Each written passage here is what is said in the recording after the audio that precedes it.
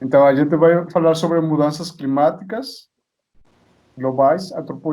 Então, mas antes de falar sobre a questão mais técnica, a gente vai dar umas definições e depois aí o Marcelo vai começar a fazer vai apresentar algumas projeções de um relatório do IPCC que com certeza acho que muitos de vocês já têm escutado sobre isso, né? Vamos tentar fazer isso tranquilo, rápido, e se vocês têm alguma dúvida, só perguntar, tá? É, Pode ir para a próxima, por favor? Tá. Então, a primeira parte dessa apresentação vai ser sobre o sistema, ciências do sistema terrestre. Próxima, por favor. Em, eh, Próxima. Tá. Esse, tá. Então, aí, a gente tem diferentes processos no sistema terrestre, né? Um dos processos é os processos sociais, como bem o Henrique estava falando sobre isso agora um pouquinho, e o impacto que tem sobre outros tipos de processos que podem acontecer na Terra, né? Mas dentro do sistema terrestre, na verdade, na ciência do sistema terrestre, os processos que são mais estudados são os processos físicos, biológicos e químicos. Então, acho que a gente, assim, nosso grupo de pesquisa, que também está tentando envolver as questões sociais, é bem interessante porque quando você vai nas definições da NASA e de outros grupos de pesquisa, assim, que já são, que são grandes e internacionais e marcos também, aí não está incluindo muito as questões sociais, sendo que estão acontecendo dentro do sistema terrestre. Então, esses são os diferentes tipos de processos, dos processos que podem acontecer dentro desse sistema terrestre, né? E cada um desses processos tem uma interação entre eles, né? Então, o que os processos sociais têm um efeito nos processos químicos, biológicos e físicos. Os processos físicos também têm um efeito também nos outros processos e também nos químicos e biológicos. Mesmo, por exemplo, que agora a gente está experimentando uma questão biológica, né? Mas que tem um impacto social e até econômico, na verdade, né? Dentro do sistema terrestre, tá? Então, próximo, por favor. Antes de eu começar a falar sobre mudanças climáticas, eu queria perguntar para vocês se vocês sabem o que é tempo, qual é a diferença entre tempo e clima. Não sei, pode ser Adriano? Não, Adriano não, porque acho que ele sabe, com certeza. Se quiser, eu posso falar também. Mas deixa pro pessoal. Tá, melhor, Aloísio, talvez. Tem alguma ideia de que pode ser a diferença entre tempo e clima? Ô Miguel, o que eu aprendi até agora é que o tempo é o que a gente está vivendo hoje, né? E o clima é o histórico. Beleza. Tem alguma mais outra pessoa que gostaria de complementar a informação da Luiz? É, Lu, talvez? Está por aí? O Lucia, talvez, que estava por aí. Acho que não está, né? Oi, sim, eu estou aqui. Tudo bem, tudo bem. Oi, Sim. eu sou a pessoa justamente que não tem nenhuma ideia de qual é a diferença, então sou aberta à sua explicação. Beleza. Tá. Então, na verdade, é uma questão bem ligada com o que o Aloysio já falou para nós. Pode ir para o próximo, por favor, Marcelo? O tempo, por uma parte, por um lado, faz referência às condições atmosféricas que acontecem em um período de tempo curto, né? Que pode ser desde minutos até horas ou inclusive dias, né? E a gente está muito familiar com essas questões, porque, por exemplo, se você manda um texto para a Defesa Civil, eles vão falar para você, vai ter chuva hoje na região de São José. Entonces, eso va más ligado a eventos que están aconteciendo en un periodo de tiempo corto, ¿no? Próximo. Depois aí você tem o clima, que está relacionado mais a escalas de tempo temporais de longo, mais longas, né? Então, mas também relacionadas a diferentes variáveis, que pode ser temperatura, umidade, precipitação e os patrões desses tipos de parâmetros, e que tem uma diferença entre diferentes seasons do ano, dos diferentes anos e diferentes décadas, né? E aí, o próximo, por favor.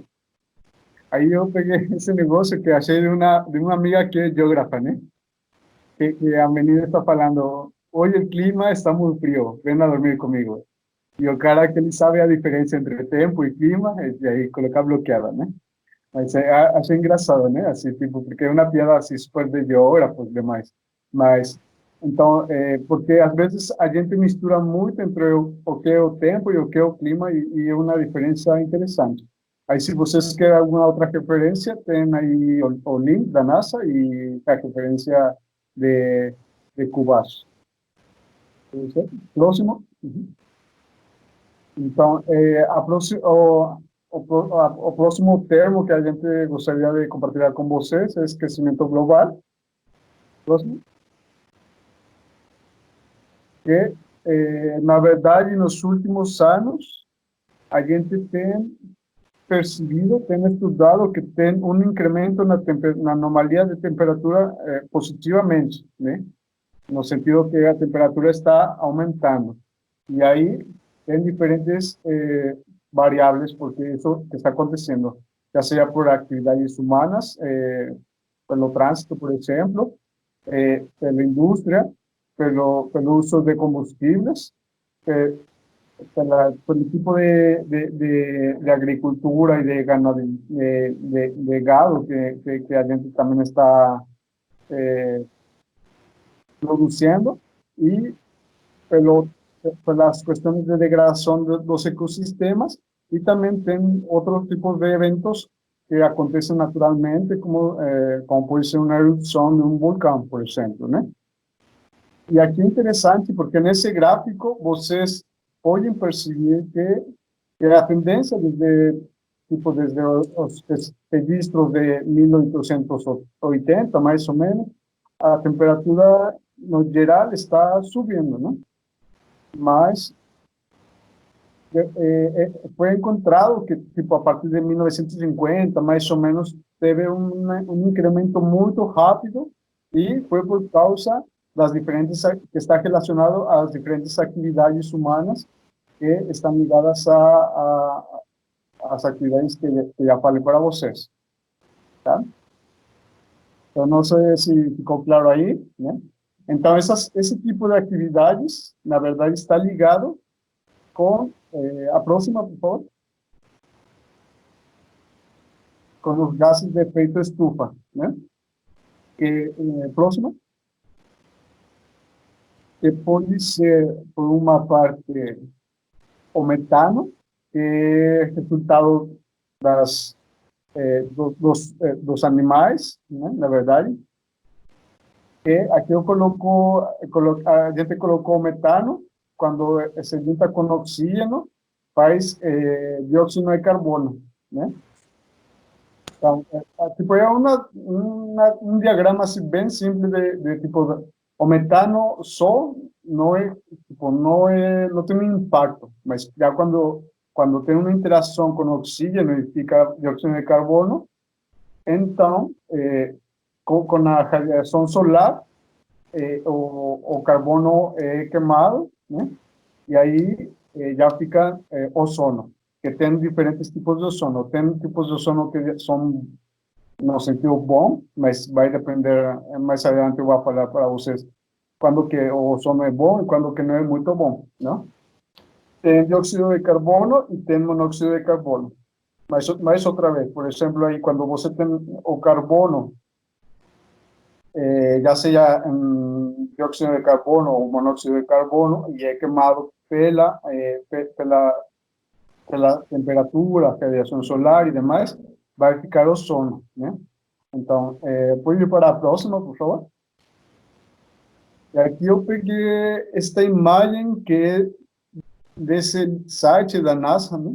Na verdade, eles tentam tipo, explicar, apresentar um pouco qual é o sono bom, qual é o sono malo para crianças. Mas eu achei super legal, né?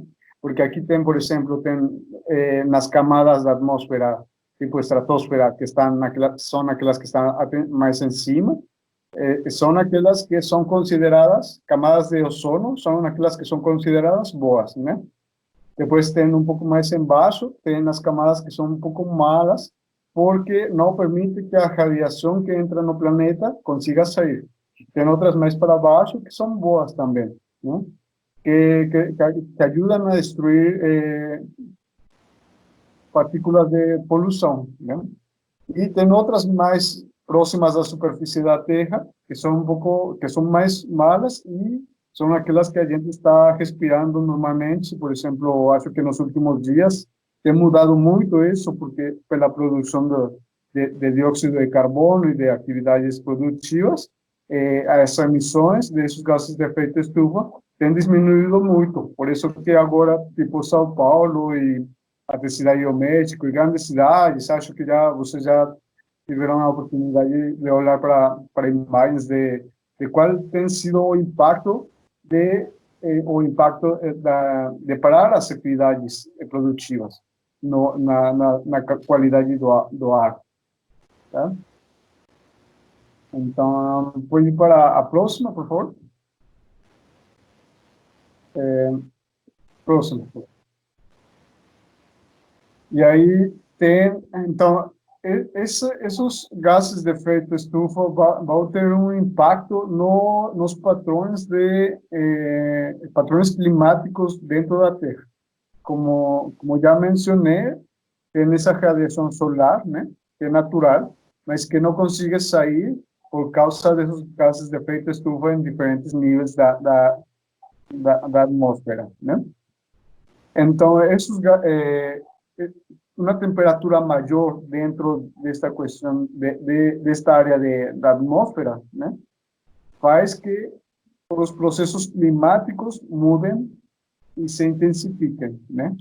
Então, por exemplo, por isso que agora a gente, por causa do aquecimento global, tem patrões climáticos diferentes àqueles que a gente estava percebendo, olhando no passado, né? Então, agora, mais para frente, aí vai o Marcelo entrar na conversa também. Joia, obrigado, Miguel. O pessoal consegue me ouvir bem? Sim, sim. Então, pegando uma ponte disso tudo que o Miguel falou, mudança climática é uma coisa natural no planeta, né? É um processo, inclusive, pelo qual toda essa que o Miguel mostrou a respeito dos gases envolvendo o planeta, na verdade, isso é o que nos permite viver no planeta, isso que também propicia a gente ter a atmosfera que a gente tem. Então, qual é o grande problema dessa mudança climática que todo mundo fala hoje? É o fato justamente da atuação do homem estar acelerando um processo, intensificando um processo e, pelo que a gente pode ver, e depende da verdade com a qual cada um compactua, mais ou menos aonde isso vai chegar. Então, por exemplo, há 121 mil anos atrás, o planeta, 150 mil anos atrás, mais ou menos, o planeta vivia o último interglacial, uma era quente. Depois disso, o planeta resfriou, passando pelo último máximo glacial, que foi há 20 mil anos, e apenas há 6 mil anos atrás o planeta voltou a aquecer, que aí já é a época do Holoceno, chegando até os dias presentes. Então esse é um processo natural. O que acontece é que com a queima dos combustíveis fósseis e a liberação de carbono, por exemplo, das madeiras, queima das florestas, na atmosfera, é como se estivesse fazendo a nossa atmosfera ficar mais espessa. E com isso concentrando maior calor aqui dentro para a gente. Aquilo que o Miguel mostrou do ozônio É como se o ozônio ruim formasse uma zona tampão, uma bolha acima da cidade, aquecendo as cidades. Todo mundo já deve ter ouvido falar também é, dos aquecimentos urbanos, né? Inversão térmica, chuvas ácidas, tudo isso também é um efeito da poluição.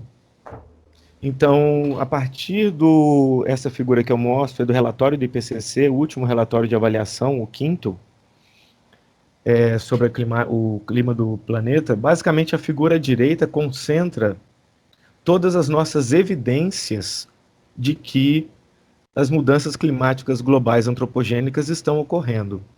Né? A gente só pode olhar para essas evidências. Infelizmente, a gente não tem como fazer um experimento sobre a questão global do clima. Para isso, nós precisaríamos de duas terras. Uma para ser a terra controle, não ter efeito nenhum do homem nem combustíveis fósseis, e a outra terra tratamento, que é a que a gente vive, onde nós averiguaríamos as mudanças. Isso seria um experimento que nos diria, com certeza, se o homem tem influência ou não sobre isso. Mas como a gente não pode rodar esse experimento, a gente começa a trabalhar então com as evidências que se tem, a gente olha um pouco para o clima do passado. E de que forma a gente sabe o clima do passado? O cara vai lá na geleira, espeta um canudão lá de refrigerante, uma mangueira de metal, puxa ali aquele gelo, leva para o laboratório e averigua concentrações de gases de acordo também com a datação de carbono, para poder saber em que era geológica o clima estava daquele jeito, com aquela concentração de gases. Tirando as evidências, que é o que a gente pode olhar, o que aconteceu no passado recente ou mais remoto, e o que a gente acompanha no dia a dia, o resto que a gente trabalha com mudança climática são modelos. Porque como a gente não tem como fazer um experimento, a gente trabalha com probabilidades. Então, nessa figurinha aqui do relatório do IPCC, eu vou passar à frente agora um slide, nós vamos uma a uma olhando as evidências que nós temos, mas a princípio a gente pode olhar rapidinho aqui. Então, por exemplo, mudanças no vento polar, mudanças da temperatura estratosférica, aquecimento da superfície terrestre, aumento na concentração de gases do efeito estufa, mudança nas concentrações de nuvens, mudanças no vapor de água. Nós temos também o aumento da temperatura média global, aumento da superfície dos oceanos, acidificação dos oceanos. Então, vamos olhar para as evidências. Aqui, né, primeira coisa, uma evidência, então, do aumento médio da temperatura global. As linhas sólidas são os dados observados. E as barrinhas aqui, esses rabiscados e essas barras grandes, são os modelos climáticos.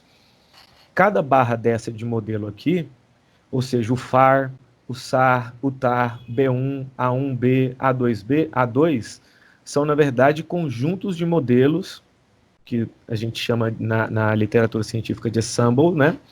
Então, são conjuntos de modelos para poder trazer esses resultados. Seria mais ou menos a variação que o modelo vai ter, tanto para mais quanto para menos. O que é interessante a gente observar aqui, que desde os dados observados, as linhas sólidas com pontinhos, até os modelos, é que nunca fica abaixo do que já esteve antes. Então, como nós fazemos esses modelos? Na verdade, pega-se as séries históricas, você joga no modelo matemático, espacialmente explícito, ou seja, ele leva em consideração a geografia, né? E projeta, você roda o modelo, você tem uma previsão, você pega essa sua previsão, valida, faz a validação, é isso que dá no modelo, digamos, a sua, de certa forma, confiabilidade, que diz se ele é bom ou não, e depois você projeta o modelo para o futuro, né? Então, como estará em 2100, por exemplo? Olhando aqui outras evidências e também outros conjuntos de modelos. Nós temos aqui os gases do efeito estufa. Então, o primeiro gráfico é a concentração de CO2, o segundo gráfico, concentração de metano, ambos que o Miguel trouxe naquela figura, que formam um ozônio, e aqui tem um outro gás ainda, que é o óxido nitroso, que inclusive é um gás tóxico, mas ele faz parte da atmosfera. Então, monitorando esses três tipos de gases, as concentrações desses gases também são utilizadas nas projeções dos modelos. Outra evidência também, no caso, seria o levantamento do nível do oceano, né? Os níveis oceânicos estão levantando. Então, por exemplo, regiões do mundo, como Holanda, né? Eu lembro lá na geografia, lá da escola, que a Holanda tem polders, ou seja, ela construiu sobre as águas, ela aterrou parte do seu litoral. Então, todas essas áreas mais próximas às águas marinhas são naturalmente vulneráveis já ao erguimento das águas oceânicas. E aí tem uma taxa, inclusive, se a gente olhar desde 1950 até 2010, o nível dos oceanos só vem aumentando, e essas projeções dos modelos não tem nenhuma também onde a situação fique abaixo. Essa aqui é bem interessante, eu acho, para nós, que fala justamente de eventos extremos. Aqui no Brasil a gente tem regiões onde chove muito, desbarranca muito, outras regiões onde seca muito. Então, certamente, essa aqui é uma das quais nós vamos passar futuramente. Então, na primeira figura, na temperatura, na verdade, o que esse conjunto de gráficos ele nos diz? Nós teremos, então, um aumento na média de eventos extremos, ou seja, pode ter mais eventos de frio, mais eventos de temperaturas extremas. A variância desses eventos será maior, ou seja, vai ficar muito mais frio do que já ficou antes, onde realmente é frio, ou tem esses eventos de extremo frio, e vai ficar muito mais quente, onde já ocorrem esses eventos de extremo calor, de extrema temperatura, extremo calor não, perdão. Então, nós vamos ter toda essa variância. Então, maior quantidade de eventos, aumento na frequência e aumento nas suas intensidades. Isso também vale para o caso das chuvas. Então, onde chove muito, pode chover muito mais. Outras evidências que nós temos dessa média, da elevação da temperatura média global do planeta. O derretimento dos gelos, que é chamado da permafrost, né, gelos permanentes. Então, por exemplo, diminuição da área de gelo da Sibéria, da área de gelo da Antártida, na figura acima, superior, e também nos gelos das montanhas. Então, derretimento, por exemplo, dos gelos dos Andes, e isso pode levar, na verdade, não só a impactos, porque essa água vai para onde que degela? Ela vai parar nos oceanos, o que ajuda a aumentar os níveis oceânicos, mas por outro lado também gera impacto sobre a biodiversidade. Então, espécies que dependem de hábitat de gelo, como por exemplo o urso polar, são muito mais impactadas do que, por exemplo, espécies da floresta amazônica, se a gente for pensar em tamanho de distribuição de hábitat e na perda de hábitat por ano, levando em consideração só a temperatura, o aquecimento global antropogênico, tá? E essa figura aqui, eu vou chamar o Miguel para poder explicar para a gente, depois eu retorno falando mais um pouquinho para vocês. Sim, na verdade aqui é só uma figura para mostrar, para apresentar para vocês alguns dos impactos que podem acontecer por causa de eventos relacionados a eventos climáticos, né? Então, por uma parte tem inundações, tem a acidificação dos oceanos, tem degradação dos ecossistemas, já seja por causa que tem por causa das atividades humanas, mas também por causa das mudanças nos padrões climáticos, né?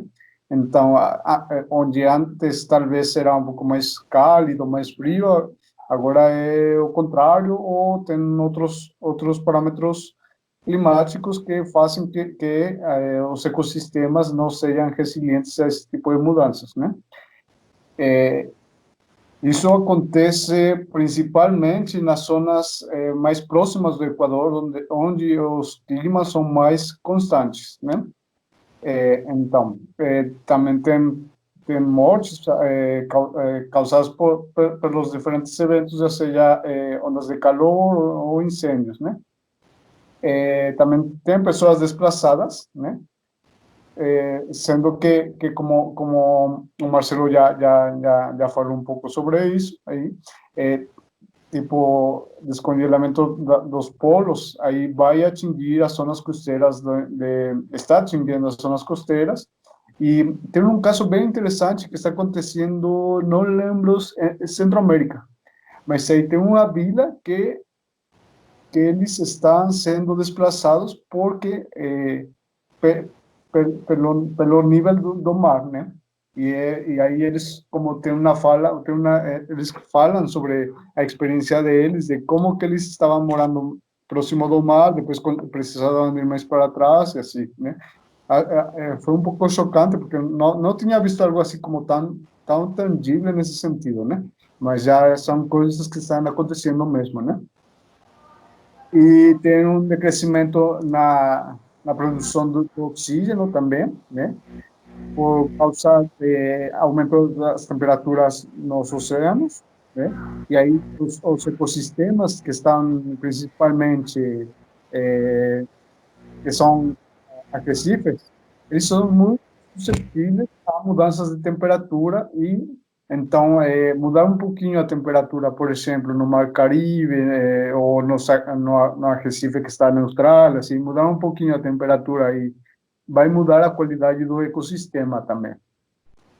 E bom, acho que tem outros dois exemplos aí, mas acho que poderia deixar aí para deixar o Marcelo continuar. Tá joia, obrigado, Miguel. Então, pegando uma ponte nisso, que tudo que o Miguel falou, dessa última figura, à esquerda nós temos todos os eventos já registrados onde se atribuiu alguma modificação devido às mudanças climáticas antropogênicas. As figuras preenchidas, né, os ícones preenchidos indicam grandes modificações e as figuras vazadas, pequenas modificações, todas elas relacionadas à mudança climática. Então, eu gostaria de convidar vocês para a gente vir aqui. Vocês conseguem ver o meu mouse? Sim. Sim. Olha, vamos dar uma olhadinha aqui, então, por exemplo, ó, na Amazônia, aqui mais ou menos, onde eu conheço mais ou menos bem. Aqui está indicando que a gente teve, então, rios, lagos, inundações e ou secas influenciadas pelas mudanças climáticas, né? Se a gente buscar aqui na Europa agora, tem esse peixe aqui, o ecossistema marinho foi afetado, bem aqui. Incêndios florestais também foram afetados, atribuídos. Ou seja, como é que funciona, por exemplo, essa ideia? Eu já vou entrar nessa ideia do incêndio florestal, que é bastante legal. Vamos dar uma olhadinha à esquerda. À esquerda nós temos aqui, então, a temperatura média observada. Então, o que a gente vê, desculpa, à direita. O que a gente vê à esquerda aconteceu devido à figura à direita em cima. Basicamente seria isso. E agora eu convido vocês à reflexão para olhar na figura à direita embaixo. Nós temos dois modelos climáticos. O mais clarinho, o RCP 2.6, que é o cenário mais otimista de aquecimento do planeta até 2100, e o da direita inferior aqui, o RCP 8,5, que é o mais pessimista até 2100. Diante do que nós temos à esquerda, imagine o que poderia acontecer então caso ambos cenários da direita embaixo se concretizassem. É para isso que servem essas modelagens, para a gente poder saber aonde a gente não quer chegar e propor medidas de como evitar ou mitigar ou diminuir isso.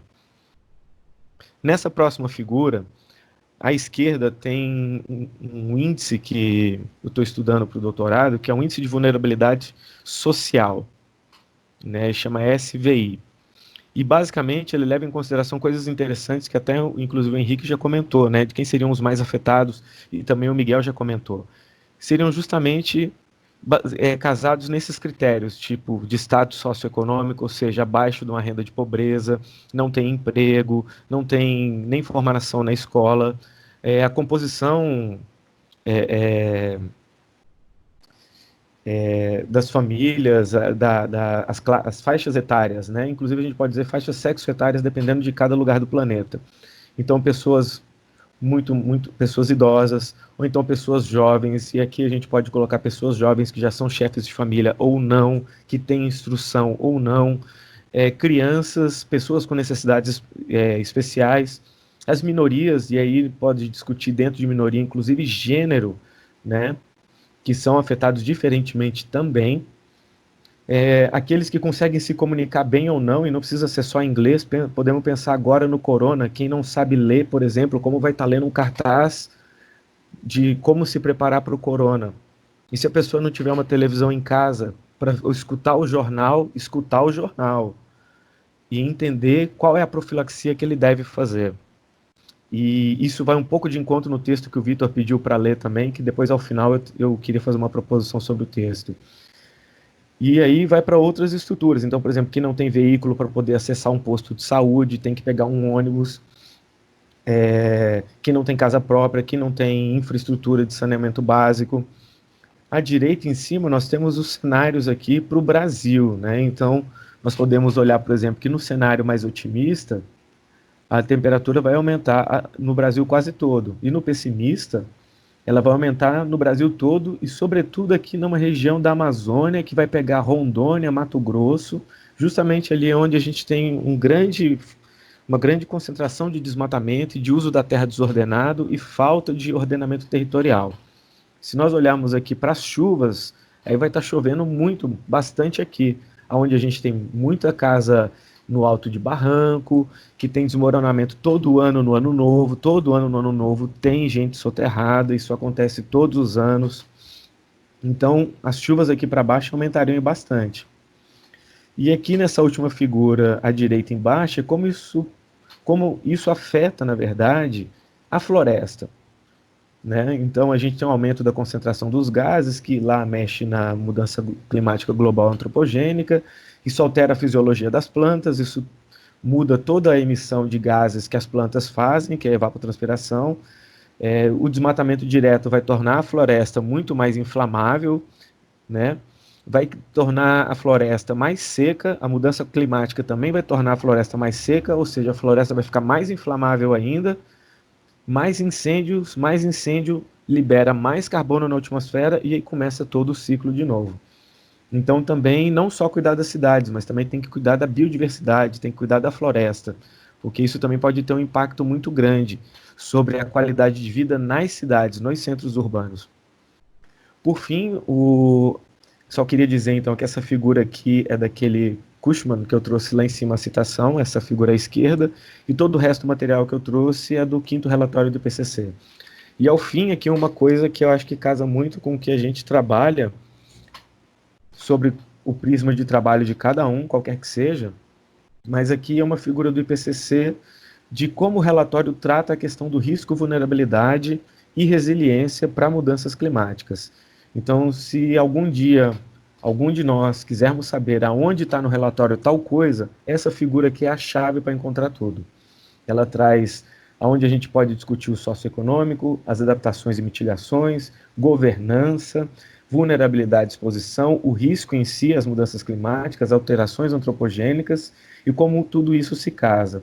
Eu gosto muito dessa figura, que ela lembra uma figura que a gente usa muito em modelagem de distribuição de espécies para discutir nicho ecológico, que chama diagrama de Bann, que reúne, na verdade, 3 bolinhas. Aqui nós temos 3 figuras geométricas quase ovais, e aonde elas se cruzam é onde está o risco. Você tem regiões, então, que são vulneráveis, mas não estão sob nenhum perigo.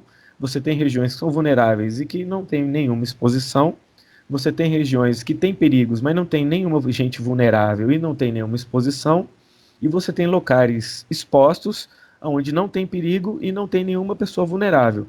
Mas aonde você tem o casamento das 3, é onde rola o tal do risco. E aí, aproveitando para comentar a primeira apresentação, realmente, o que move as pessoas morarem em volta dali da onde teve essa marca de Mariana? São questões econômicas. É um empreendimento grande de infraestrutura. O país necessita, de certa forma, não estou dizendo que necessita como está, mas ele necessita de certa forma. E faz-se a escolha. Infelizmente, parte da população, aquela menos instruída, é levada a acreditar que não, vai ter emprego, é legal, vamos para lá. Ou as pessoas estão numa necessidade tão grande, vamos migrar todo mundo para lá porque lá está tendo oferta de emprego. Eu que não estudei tanto, eu que estou desempregado, estudei, mas estou desempregado, tenho essa oportunidade de emprego, então eu vou lá. E, na verdade, é isso que move as pessoas.